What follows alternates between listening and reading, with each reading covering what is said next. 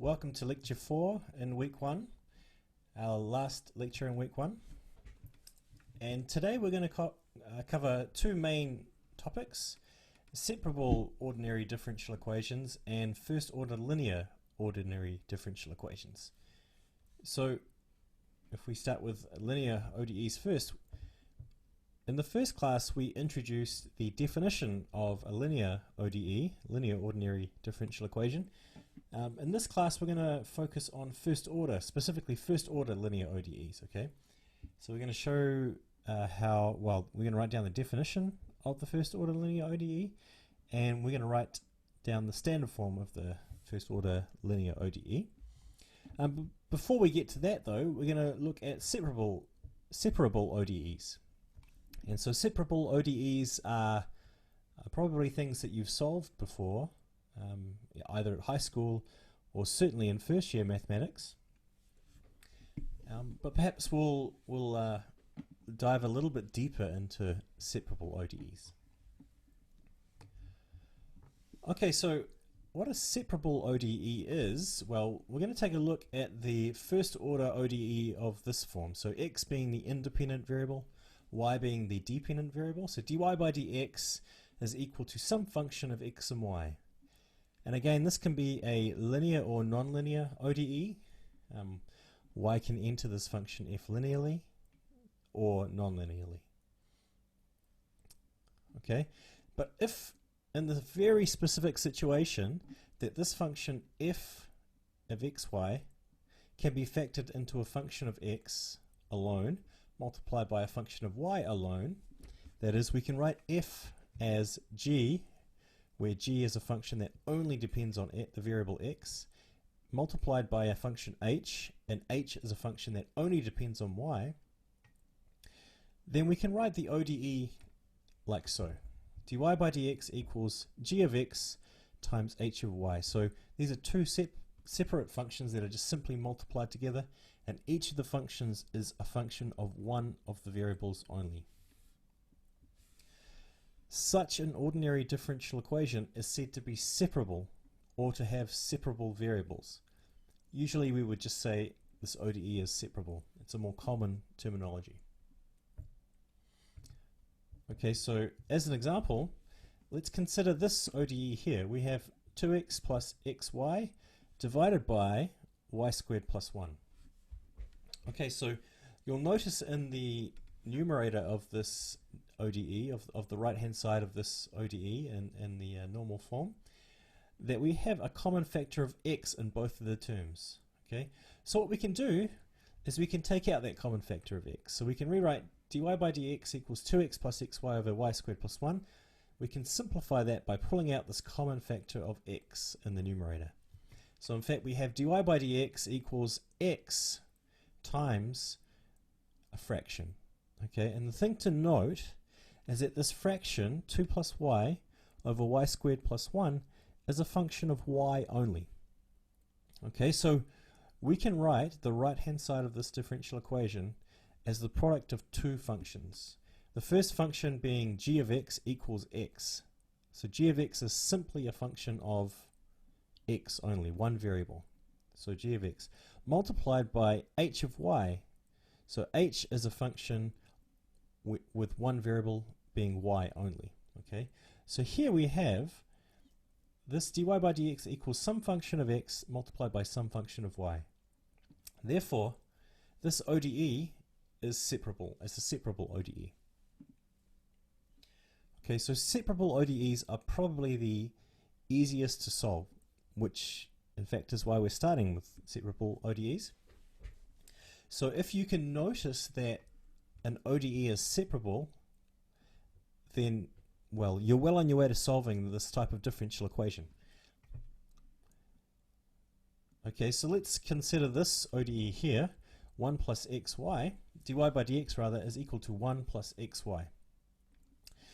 So now there is no way to represent the right hand side of the ODE as the product of a function of x and a separate function of y.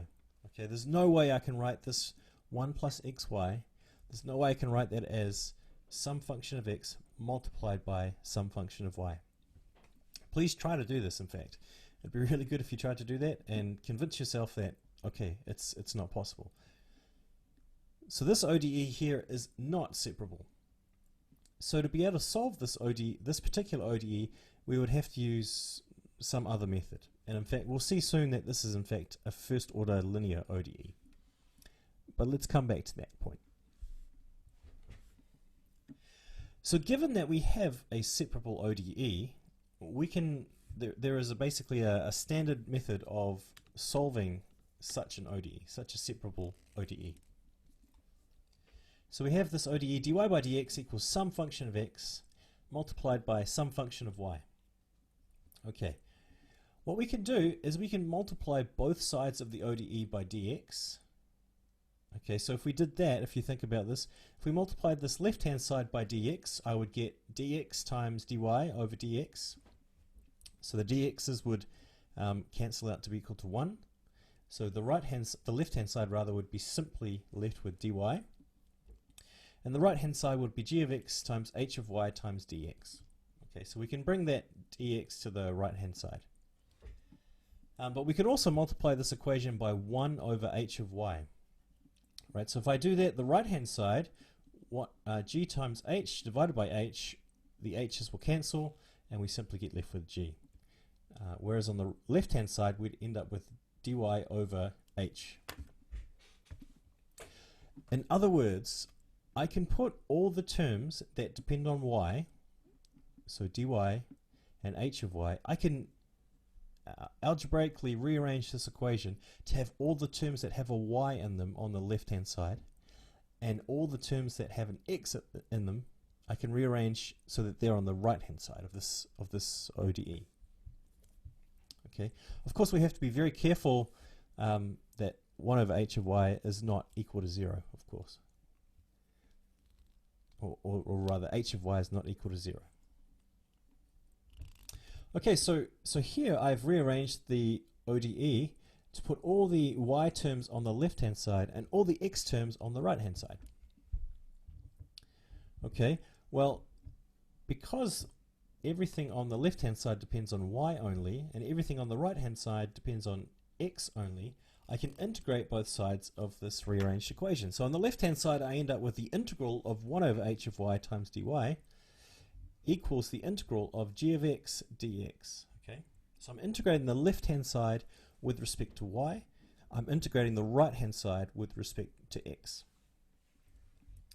So if these integrals can be evaluated, then a solution to the separable ODE can be found as a one-parameter family of solutions. Okay, why do I say a one-parameter family of solutions? Because remember, we have an integration constant whenever we integrate. So we're going to have one parameter, and it's going to be this integration constant. So again, I imagine you've seen the separable ODEs before in your mathematics career, and you've solved them before. We're gonna remind ourselves and go a little bit further. So let's look at an example. So we have an initial value problem here because we have a first order ODE and we have an initial condition. So together this ODE and this initial condition give us an initial value problem. Okay, and we can also see quite clearly that this ODE is separable because we've got, we can write this as g, which way round did I do it? Hang on, h of y. I can write this as h of y is equal to y minus 1. And I can write this as g of x to be 1 divided by x plus 3. And if I multiply those things together, I get what we have here.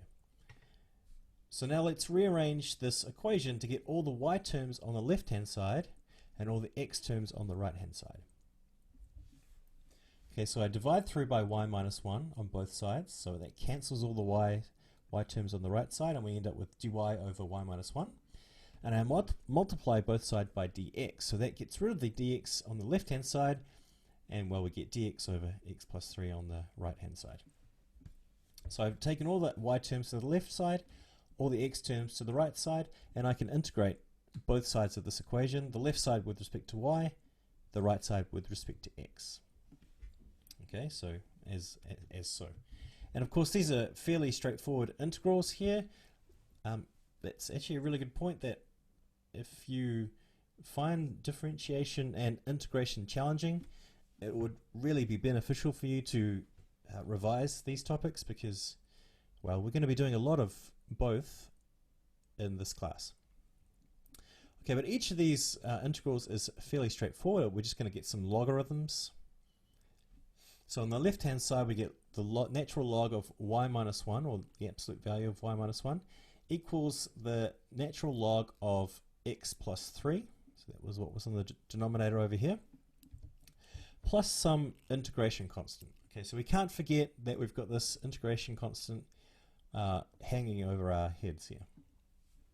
Okay, well, so this is a solution to the ODE. We can simplify this, right? So if I take the exponential of both sides, then the left-hand side I get left with y minus 1, and the right-hand side I get the exponential of, well, the right-hand side, right? But I can simplify this term here, because, for example, the exponential of a times the exponential of b equals the exponential of a plus b. So I can break this into two terms here, and also the exponential of the logarithm of something is just a well, they cancel each other out, right? So we're going to get simply y minus 1 is equal to, okay, so we're going to get this plus or minus in here, but let's come back to the plus or minus. So we're going to get plus or minus e to the constant, so this is this e to the constant, multiplied by e to the log of x plus 3, or the absolute value of x plus 3.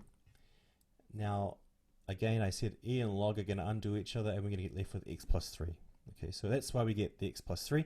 The absolute value, okay, well, I'm going to take that out by putting rounded brackets here and adding in this plus or minus here. So depending on the sign of x plus 3, we've got this plus or minus. Okay, but I can, okay, e to the power of c naught, e to the power of this constant, is just a constant number, right? So I can set a equal to plus or minus this constant, e to the c naught. That allows me to write the solution to this equation is y minus 1, taking the minus 1 to the right hand side. That allows me to write this solution as y is equal to 1 plus this constant a times x plus 3. Okay, so this is a solution to the ODE. It's a one parameter family of solutions, because we have one parameter, which here we're calling a. If I was only solving the ODE, I'd be finished, but we were also given an initial condition. So this initial condition will allow us to find the value of a.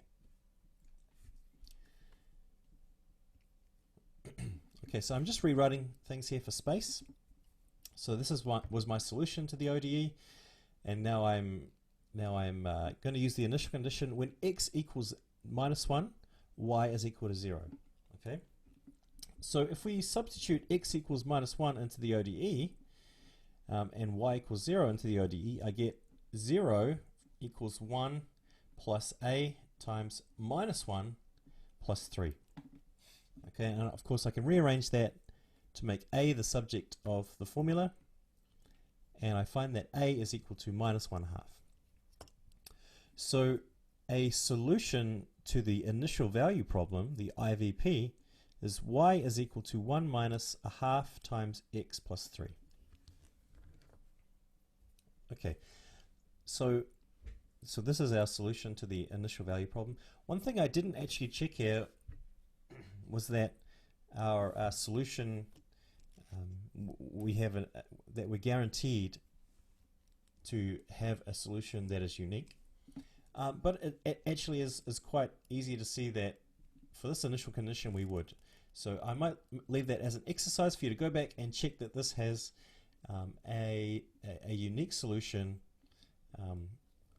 in some region that contains the point x equals -1, y equals 0. And if you have any questions about that, feel free to post it on the student forums on the stream site or email me. Okay, so we have our solution to our initial value problem. So in fact, this is the first differential equation we've solved in this class, so well done.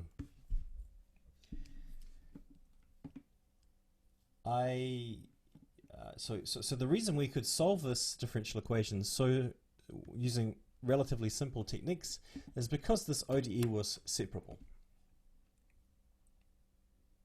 Okay. However, there is a slight complication. We potentially have something called lost solutions. Okay, so we showed that the ODE dy by dx equals y minus 1 over x plus 3 has the solution y equals 1 plus this parameter a times x plus 3. But actually there is a second solution that we've missed, right? There's a constant solution called which is y equals minus 1. So this also solves the ODE. And I say convince yourself of this because, I hope that it's clear. If we substitute y equals 1 into this right hand side of this ODE, we get 1 minus 1 over x plus 3. So we get 0. This right hand side becomes 0. What that's telling us is that when y equals 1, the derivative dy by dx is 0. It's not changing. So in fact, when y equals 1, dy by dx is 0, the right hand side is 0, we have a constant solution. So at this point y equals 1, like I said, dy by dx equals 0, and the solution y equals 1 is called a steady state solution. No matter how much we change x, this solution doesn't change. Okay? The previous solution, the solution to the initial value problem, let's say the solution to the ODE given up the top here, this solution depends on x, right? As the value of x changes, our value of y changes. So that solution depends on x. This steady state solution does not depend on x. It is a constant solution. So in the process of solving the separable ODE, we lost the steady state solution. So we have to be aware, when we're solving a separable equation, we have to be aware that there may be some steady state solutions that we don't want to lose. So when solving the separable ODE, dy by dx equals g of x times h of y, we must check if solutions to the algebraic equation h of y equals 0 exist, and we must add these solutions into our result. So let's look at an example. So consider the ODE dy by dx equals x times y squared minus 1. It is clearly a separable ODE. I could take this y squared minus 1 term to the left hand side. I can multiply both sides by dx, and I would have a left hand side which is solely dependent on y, and a right hand side that is solely dependent on x. So I could solve this using that method that we did to solve the previous example, but I would just like to point out that this h of y term, y squared minus 1, that can be equal to 0, right? So where does h of y equal 0? Where does y squared minus 1 equal 0? Well, when y is equal to plus or minus 1.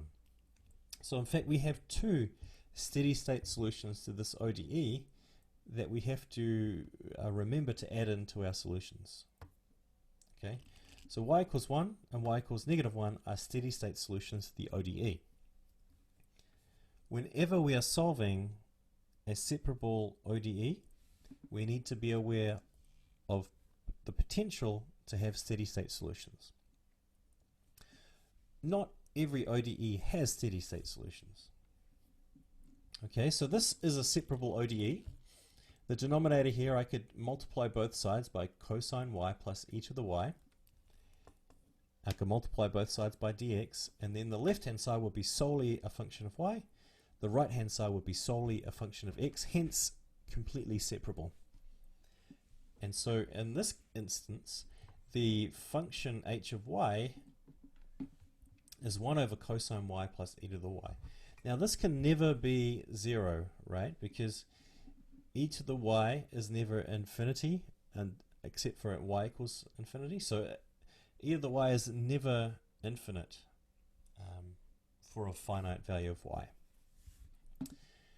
So there is no value of y such that dy by dx equals 0. Hence there are no steady state solutions to this ODE. So it's good. We had to check. There are none. We can move on. So let's solve this one. Again, as I said, we can move all the y terms to the left-hand side by multiplying through by this denominator. I can move the dx to the right-hand side by multiplying through by dx, and I get this expression here. I can integrate both sides of this expression, and again, these are relatively simple integrals, right? We're just integrating a cosine, we're integrating an exponential, so clearly we're just simply going to get sine of y plus e to the y. On the right hand side, we've just got a simple polynomial. We're just going to x to the power of 6 minus x squared plus x plus some integration constant. Okay, so integrating that expression, we get this, we get sine of y plus e to the y equals some polynomial plus an integration constant. So a one parameter family of solutions. Notice that I cannot rearrange this equation to make y the subject of the formula because y is very nonlinear. It's tied up in this sign. It's tied up in this exponential. I can't write an expression y equals some function of x. Therefore, this solution is not an explicit one, it's an implicit one. So we have an implicit one parameter family of solutions. Okay, and that's okay. That's a completely legitimate solution to our ODE. Okay. The point is, this ODE was separable. There were no steady state solutions. I can still solve for the implicit one parameter family of solutions in this case. Okay, let's do one more example here. So we've got the ODE dy by dx equals y squared over e to the x plus e to the minus x.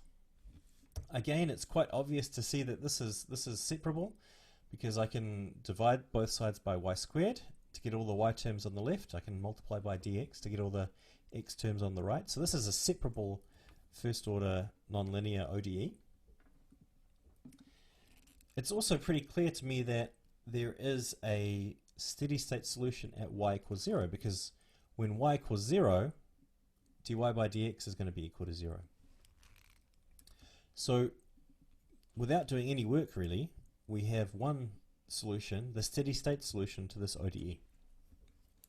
So when you're solving, when you're doing problems in your textbook, when you're working through your assignment, please do not forget for a separable ODE to look for the steady state solutions. Okay, well let's continue on and solve this ODE to find the one parameter family of solutions. So I can take the y squared, I can divide through by y squared on both sides, I can multiply through by dx, and then I can integrate. So I get dy over y squared, the integral of dy over y squared equals the integral of dx over e to the x plus e to the minus x. Okay, so the left-hand side, okay, well that's just a fairly simple polynomial. We can solve that easily. But the right-hand side, well, it can be a little bit tricky, right? So what we're going to do is we're going to solve this integral by using a substitution. Again, if it's been a while since you've done integration, I really highly recommend that you go back and look over your past notes on differentiation and integration techniques of both of those. Okay, so we're going to make the substitution u, so this new variable u is equal to e to the x. Okay, so if I differentiate this substitution variable u by x, I get du by dx is equal to e to the x. So if I differentiate the left hand side by x, I get du by dx. If I differentiate the right hand side by x, I just get e to the x back. So du by dx equals e to the x. I can then make x the subject to this formula. Sorry, I can make dx the subject to this formula by multiplying both sides through by dx and dividing through by e to the x. So I get dx is equal to e to the minus x times du. And so I'm going to use this expression for dx in the integral up here. So I do that, I can turn the integral of dx over e to the x plus e to the minus x into the integral of e to the minus x times du over that denominator. Okay, and now I can use the definition of u to get rid of these e to the x terms. Okay, so what I've done here is I've multiplied to get from this second step to this third step, is I've multiplied the top and the bottom by e to the x. So if I multiply the top by e to the x, I get e to the x times e to the minus x, which is 1. I get e to the x times e to the x, which is e to the 2x.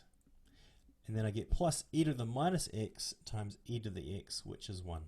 So I multiply top and bottom by e to the x, and I get this third expression here.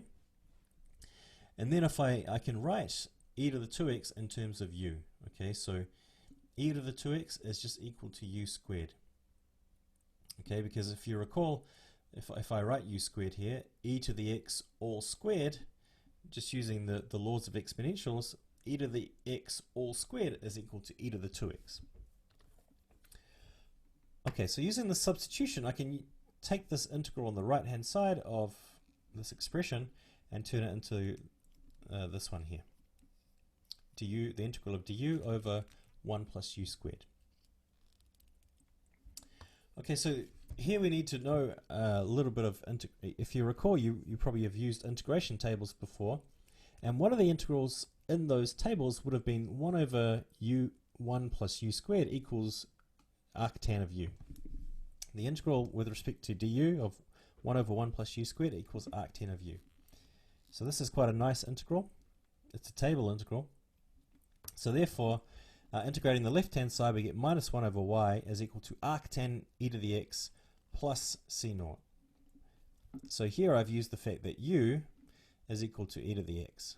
So I can write arctan, instead of arctan of u, I just simply write arctan of e to the x. Of course, we must always remember we have an integration constant here. So please don't forget to write that. So therefore, if I just sum this up, I can rearrange this equation to make y the subject, right? I just multiply both sides by y and divide through by arctan e to the x plus c naught. And I get y is equal to minus 1 over arctan e to the x minus c naught is my one parameter family of solutions. One parameter family of solutions to the ODE. And I also have the steady state solution too. So there were two solutions to this separable ODE. Okay, so key points to recall about separable ODEs is 1, don't forget that there are potential steady state solutions that you need to find and add into your solution. Secondly, the very simple method to solve these separable ODEs is to take all the y terms to the left side, all the x terms to the right side, and to integrate both sides. Not forgetting the integration constant. And thirdly, separable ODEs can be linear or they can be nonlinear ODEs. Okay, keep that in mind when you are working with ODEs. Separable ODEs can be linear or nonlinear. The technique works for either. Okay, and the reason I point that out is because now we're going to step away from separable ODEs and look specifically at first order linear ODEs. So now we are not looking at nonlinear ODEs. We're just looking at very specific set type of ODE, the first order linear ODE. So this is why in the very first lecture of this class I said we need to be able to classify our differential equations by type and by order, and also by linearity. So this is a first order ODE, first order linear ODE. So we have two y terms. We have dy by dx. This is multiplied by some coefficient, a1, and a1 can be either a constant or a function of x.